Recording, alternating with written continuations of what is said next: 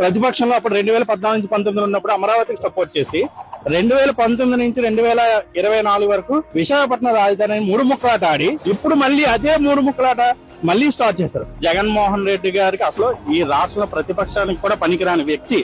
అలాంటి వ్యక్తిని మనం ఈ రోజు సపోర్ట్ చేస్తే మన జీవితాలతో పాటు మన బిడ్డల జీవితాలు కూడా నాశనం చేసిన వాళ్ళు అవుతాం. కాబట్టి తెలుగు ప్రజలు ఇదంతా అర్థం చేసుకోవాలని కోరుకుంటున్నాను. పిచ్చోడి చేతిలో రాయి విసిరినట్టు, పిచ్చోడి చేతిలో ఎటు రాయి ఇస్తారో తెలియదు, ఏ క్షణానికి ఎటు మారుతో తెలియదు. అలాగే ఈరోజు జగన్మోహన్ రెడ్డి గారు కూడా ఆయన ఆలోచన విధానం కూడా అలాగే ఉంది.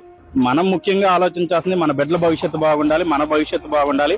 ఆంధ్రప్రదేశ్ అన్ని రాష్ట్రాలతో పోటీ పడాలి అనుకుంటే ఒక చిత్తశుద్ధి గల ప్రభుత్వం ఉండాలి, స్థిర ప్రభుత్వం ఉండాలి. కాబట్టి 2029లో కూడా మనకి ఒక స్థిర ప్రభుత్వం ఉండాలి, అమరావతి డెవలప్ అవ్వాలి, ఆంధ్రప్రదేశ్ డెవలప్ అవ్వాలి, మన బిడ్డలకు ఉద్యోగాలు రావాలి అనుకుంటే మళ్ళీ కూటమి ప్రభుత్వాన్ని కోటేయాలని కోరుకున్నాం.